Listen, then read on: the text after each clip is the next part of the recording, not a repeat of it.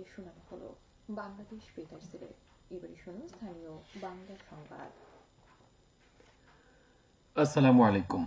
বাংলাদেশ বেতার সিলেট সংবাদ পড়ছি মোহাম্মদ ফয়সল উদ্দিন। সারা দেশের মতো সিলেটেও গতকাল পালিত হয়েছে জাতীয় পাট দিবস।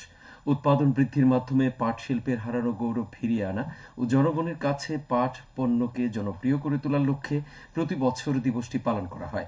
মূলত পাট শিল্পের পুনরুজ্জীবন ও আধুনিকায়নের ধারা বেগবান করা, অভ্যন্তরীণ ও আন্তর্জাতিক বাজারে পাটের চাহিদা বৃদ্ধির জন্য ব্যাপক প্রচারণার লক্ষ্যে পালিত হয় দিনটি। এ উপলক্ষে র্যালি ও আলোচনা সভা অনুষ্ঠিত হয়েছে গতকাল মৌলভীবাজারে। খামারবাড়ি থেকে বের করা হয় সচেতনতামূলক র্যালি, পরে জেলা কৃষি সম্প্রসারণ সভাকক্ষে অনুষ্ঠিত হয় আলোচনা সভা।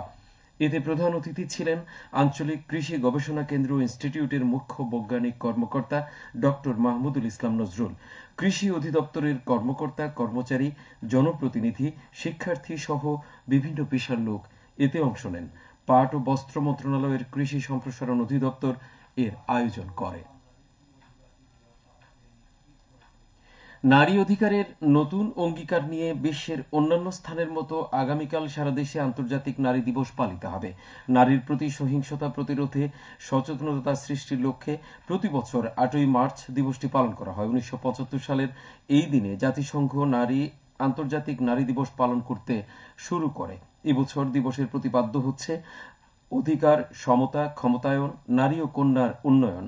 দিবসটি উপলক্ষে সরকারি বেসরকারি উদ্যোগে অনুষ্ঠিত কর্মসূচির মধ্যে রয়েছে র্যালি ও আলোচনা সভা। সিলেট জেলা প্রশাসন, মহিলা বিষয়ক অধিদপ্তর সহ বিভিন্ন সরকারি বেসরকারি সংগঠনের যৌথ উদ্যোগে আয়োজন করা হয়েছে নানা কর্মসূচি। এর মধ্যে রয়েছে রচনা ও চিত্রাঙ্কন প্রতিযোগিতা, র্যালি, আলোচনা সভা এবং সেলাই মেশিন বিতরণ। ওই দিন সকালে জেলা কালেক্টরেট প্রাঙ্গণ থেকে বের করা হবে র্যালি। মুক্তিযুদ্ধের সর্বাধিনায়ক জেনারেল মোহাম্মদ আতাউল গনি ওসমানী এবছর মরণোত্তর স্বাধীনতা পুরস্কার পাচ্ছেন। জাতীয় পর্যায়ে গৌরবোজ্জ্বল কৃতিত্বপূর্ণ অবদানের স্বীকৃতি হিসেবে আরও 8 জন সহ তাঁকে এই পুরস্কার দেয়া হচ্ছে। গতকাল মন্ত্রী পরিষদ বিভাগ সূত্রে এই তথ্য জানা গেছে। পবিত্র মাহে রমজান উপলক্ষে ন্যায্য মূল্যে পণ্য বিক্রির জন্য নিরাপদ খাদ্যপ্রাপ্তি নিশ্চিত করার লক্ষ্যে জেলা প্রশাসন ও বাংলাদেশ সেনাবাহিনী যৌথ উদ্যোগে বাজার মনিটরিং অব্যাহত রেখেছে মৌলভীবাজারে। গতকাল জেলা শহরের পাইকারি ও খুচরা বাজার মনিটরিংকালে বিভিন্ন অনিয়মের দায়ে 7টি প্রতিষ্ঠান থেকে 28,000 টাকা জরিমানা আদায় করা হয়।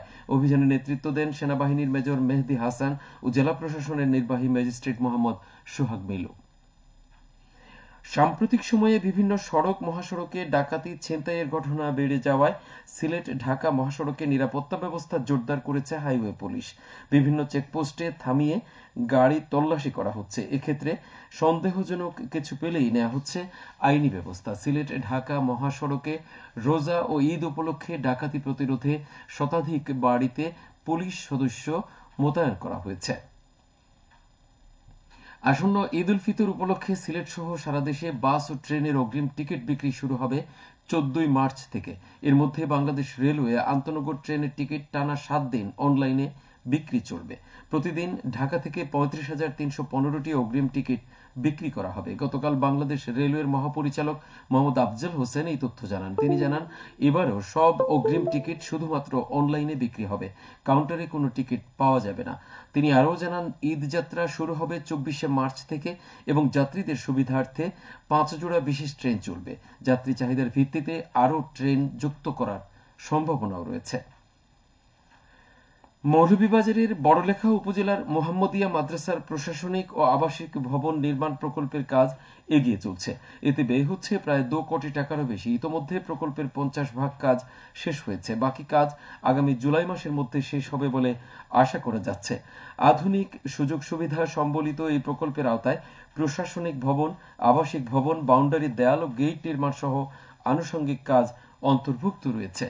প্রকল্পটি বাস্তবায়িত হলে প্রশাসনিক ও দাপ্তরিক কাজ, শিক্ষার্থীদের আবাসিক সমস্যার সমাধান সহ অন্যান্য সুযোগ সুবিধা বৃদ্ধি পাবে। শিক্ষা প্রকৌশল অধিদপ্তর প্রকল্পটি বাস্তবায়ন করছে। সাহরি ও ইফতারের সময়সূচি। সিলেট ও পার্শ্ববর্তী এলাকায় আজ ইফতার সন্ধ্যে 6:02 এবং আগামীকাল সাহরির শেষ সময় ভোর রাত 4:50। সবশেষে আবহাওয়া। সন্ধে 6টা পর্যন্ত পূর্বাভাসে বলা হয়েছে সিলেট সহ পার্শ্ববর্তী এলাকায় আজ কোনো সতর্কবাণী নেই এবং কোনো সংকেতও দেখাতে হবে না। আজ সিলেটে সূর্যোদয় হয়েছে 6টা 9 মিনিটে এবং অস্ত যাবে 5টা 57 মিনিটে। সংবাদ শেষ হলো। পরবর্তী স্থানীয় সংবাদ প্রচারিত হবে বিকেল 4:30টায়।